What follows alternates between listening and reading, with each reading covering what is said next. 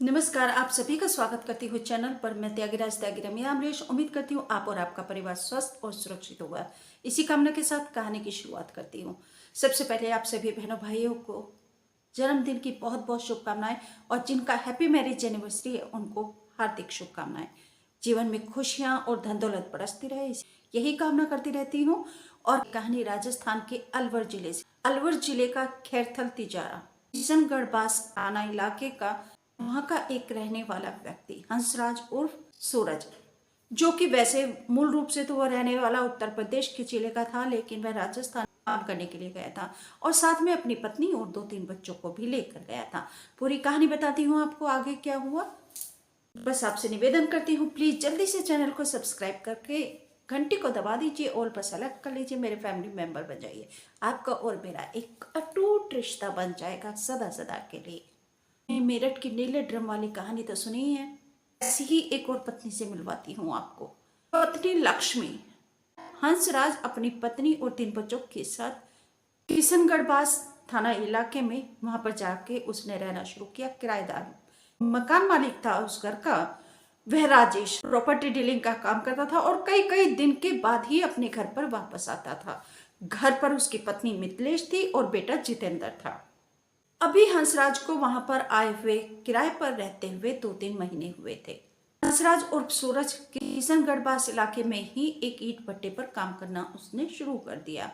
इधर जो पत्नी लक्ष्मी थी वह घर पर रहती थी अपने बच्चों के साथ। जो मकान मालिक का बेटा था जितेंद्र, वह भी घर पे रहता था। अब दोनों में दोस्ती हो गई।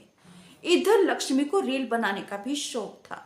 आप वीडियो देखिए कि इस रील में बदले बदले से हो जनाब क्या बात हो गई। क्या बात है, वाह वाह वाह। बदले बदले से हो जनाब क्या बात हो गई।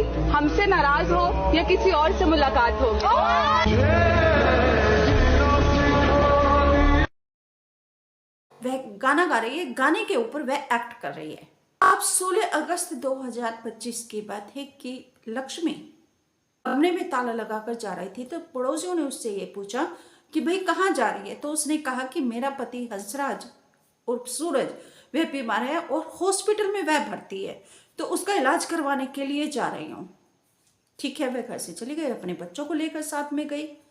इधर मकान मालिक का बेटा जितेंद्र भी घर से गायब था।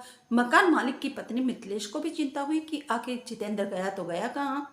जितेंद्र जब घर पे रहता था तो वह अक्सर किराएदार हंसराज और सूरज के साथ बैठकर शराब वगैरह पीता था, लेकिन इतना किसी को शक नहीं था कि किराएदार की पत्नी में और जितेंद्र में प्रेम प्रसंग चल रहा है। जब 16 अगस्त को लक्ष्मी चली गई अपने बच्चों को लेकर, उधर मकान मालिक का बेटा जितेंद्र भी गायब हुआ। लगभग 2-3 दिन हो गए।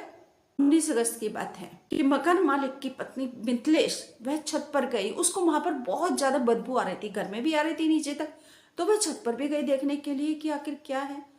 तो उसने देखा कि वहां पे ड्रम रखा है। वह मतलब खोजते बिनते कि कहाँ से आ रही है, क्या आ रही है, वह ड्रम तक जा पहुंची और ड्रम में जाकर जो उसने देखा, एक नीला ड्रम था जो छत पर रखा हुआ था। जो कि उसने जाकर उस ड्रम को देखा तो उसके होश हो गए, क्योंकि उस ड्रम के अंदर से ही वह बदबू आ रही थी। उसमें चादर डली हुई थी।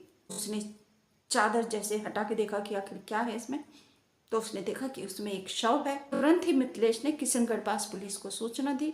डीएसपी राजेंद्र सिंह निर्वाण, थाना प्रभारी जितेंद्र सिंह शेखावत, एएसआई ज्ञानचंद और पुलिस टीम उनके वहां मौके पर पहुंच गई।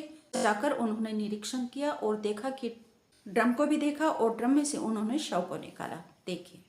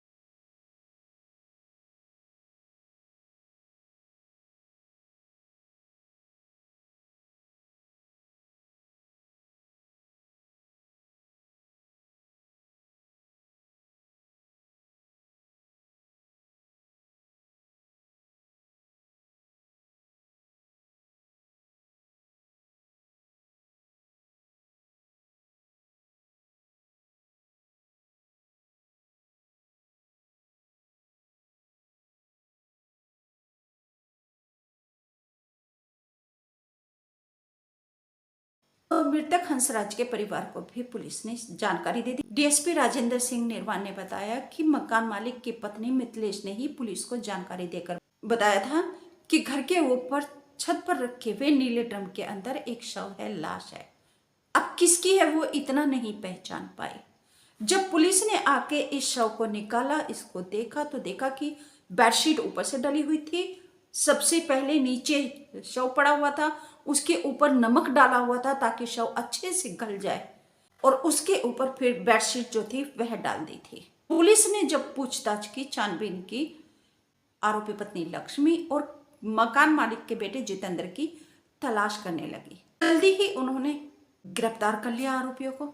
जब पति से पूछताछ की तो उसने बताया कि उसका और जितेंद्र का प्रेम प्रसंग चल रहा था। उसने ऐसी बात कही कि शराब पीता था और मारपीट करता था। इधर जितेंद्र भी शराब पीता था। हंसराज और जितेंद्र दोनों बैठ के शराब पीते थे। घटना वाले दिन भी जितेंद्र और हंसराज ने मिलकर शराब पी थी। एक योजना के तहत जितेंद्र ने ऐसा किया।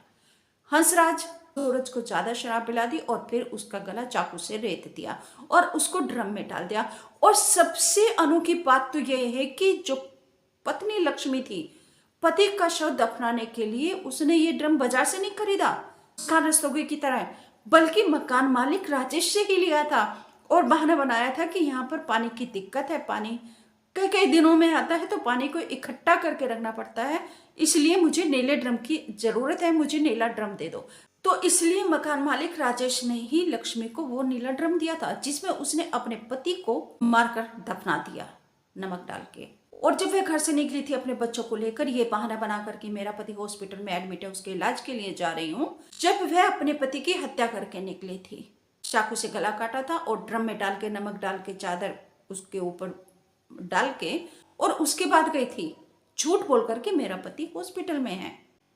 ये अवैध संबंध पूरे के पूरे परिवार को तबाह कर देते हैं। आप देखिए कि पति की हत्या कर दी उसने, अपने आप अब जेल में गई, मकान मालिक का बेटा भी जेल में गया और अब तीनों के तीनों बच्चे रह गए अनाथ। कोई किसी को नहीं पूछता। जब अपने ही माता पिता ऐसे कुकर्मी हो जाए तो कोई क्या करे। आप सभी से निवेदन करती हूँ कि ऐसे अपराधों से आप बचकर रहिए, क्योंकि जीवन अनमोल है। जीवन को सुरक्षित रखिए, सावधानी से रहिए। मकान मालिक का बेटा कुबुद्धि जो एक महिला के साथ अवैध संबंध में पड़कर और उसके साथ उसके ही पति की हत्या कर दी, एक अपराधी बन गया और अब जिंदगी भर जेल में काटेगा। तो ये क्षणिक भर का दिखावा, इन सब से दूर रहिए, इन सब से बचकर रहिए। जिंदगी अनमोल है, जिंदगी को सुरक्षित कीजिए, सावधानी से रहिए। मैं निवेदन करती हूँ, अभी तक चैनल को सब्सक्राइब नहीं किया तो जल्दी से सब्सक्राइब कर लीजिए और घंटी को दबाकर ऑल पर सेलेक्ट कर लीजिए। ये घंटी मेरे फैमिली मेंबर बजाइए, क्योंकि मेरी जिंदगी की हर खुशी सिर्फ आपके साथ। वीडियो को लाइक करके शेयर भी जरूर कर दीजिए ताकि हर एक किसी के पास तक ये वीडियो चली जाए और हर कोई बहन भाई सभी सावधान हो जाएं कि ऐसे अपराधों से बचकर रहना है, किसी के बहकावे में और किसी की तरफ अन्य के लिए अपनी जिंदगी को तबाह नहीं करना है, अपराधों में संलिप्त नहीं होना है। नमस्कार, थैंक यू।